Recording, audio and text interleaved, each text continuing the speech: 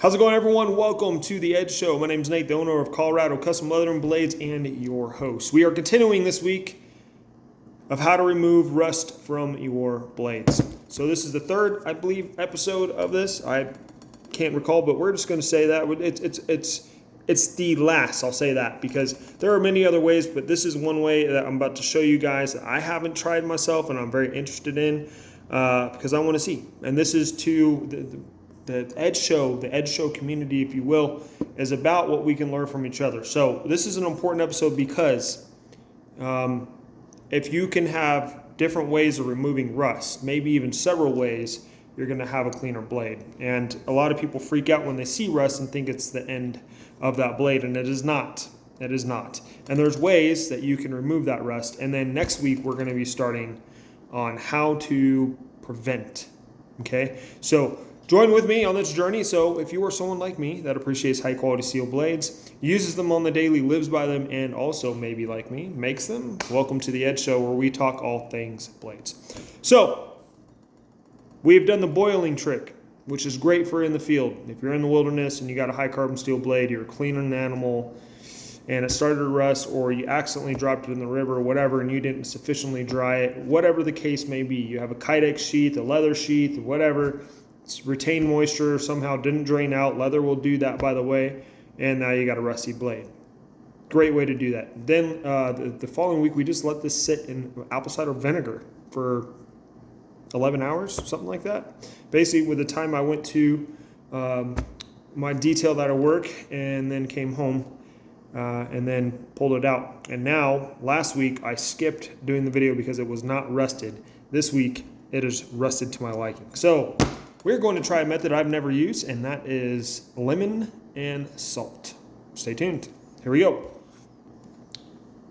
So I've already went ahead and pre-mixed this, but I'm just going to do a little bit more. So took some lemon juice, some lemon, some limon, all right, and then do some salt. It's not like an exact measurement, I don't think. Oh, that was probably a little bit too much salt.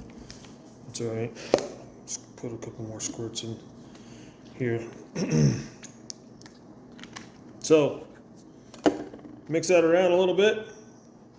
Paper towel, steel wool. Now, a lot of people is just like, well, why don't you just use steel wool? Let's go ahead and just scrape down here real quick. It kind of removes it, but what this is supposed to do is not so much polish it, but remove it to where the properties of the rust that's now being embedded in the steel are removed. So we're just going to mix that around. We'll take shop towel here. Try to get some of that salt on there too. So kind of almost looks like sugar now, not salt. Okay, now we're just going to put that on the steel. Give it a nice paste. Some more salt there. And then we're just going to let it sit for about 5 minutes, and I'll be right back and we'll show you, and then we'll go to the next step. But it's a nice little coating right there. And I'm going to put some down here at the bottom. We're going to see how well this works. Honestly, my favorite method, as I said, is the field craft one, where you're just boiling in water, creates a nice patina, removes the rust. But let's see how this one works. Stand by. Okay, so it's been about 5 minutes. For me, for you, it's been instant. It's just amazing, right? So here's what we're going to do a test to see how well this works. Typically, I mean, you can let it wait longer, but I do know lemon can also be an etching solution. So I didn't want to let it and mix with the salt. I've never done this experiment, so we're going to see. So I'm just going to take a little bit of my shop towel that's dry, and I'm just going to wipe away one side, and the other side we're going to use steel wool, which is going to be a common for when you're wanting to remove rust off your blade. So let's go ahead and just do the right side here and see the results we got. Yeah, it kind of removed it. Definitely removed that red to it. But if that did set a little bit longer, we would have had probably better results, and I'll show you guys here in a second. But so remove that rusty red color. Let's go ahead and use. We're gonna kind of cheat. We're gonna do a little bit more lemon on there, and then we're gonna take our steel wool here, and we're gonna kind of go up the blade like this and see the results. That actually works phenomenal. I'll show you guys here in a second. So clearly I'm doing the left side of the bevel on the blade.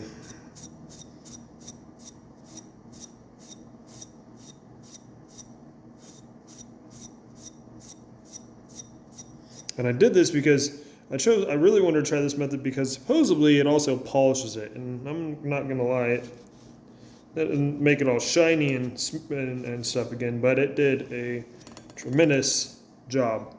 You can see the comparison. That was a side we did just wiping it off after 5 minutes of sitting, and then this is the side that by the way, if you're seeing the line right there, this is a failed attempt at a dagger. I didn't like the heat treat, but there was a Hammond as well. I did a Hammond in the middle of it, but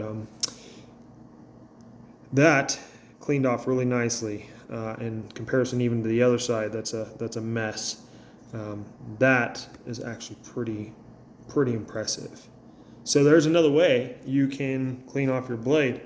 And just for fun, let's go ahead and pause it again for you to be instantaneous, and we're going to do the other side. See? Instantly. All right, so I did a bonus here for you. We even did the other side over here. We're just going to see what happens. So let's go ahead and take our steel wool here and start on the side I was showing you guys. And then again, if you let this sit probably about 10 minutes, it's going to do a little bit better. It's going to eat into that rust a little bit more effectively. But this is honestly an amazing turnout, to be honest. That whole thing. Yeah. Go and show you. Well, you guys kind of just saw it live there. Is it polishing it? No. I mean, I think if you were to let this set a little bit longer, I don't think it'll eat the patina away that I put on there basically by that vinegar, because just like lemon, that vinegar will also do some acid etching.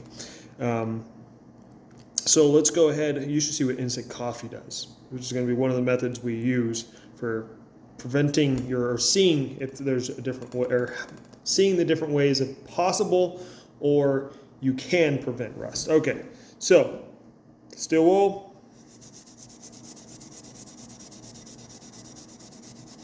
I don't think this was exactly 5 minutes, to be honest. And I did a very light coat of oil on the one side. And I let it sit out there over a week. Kept on putting water on it, letting the air dry it. And you guys are seeing it firsthand. That red rust color is pretty much gone. Let's go ahead and dry her off and show y'all.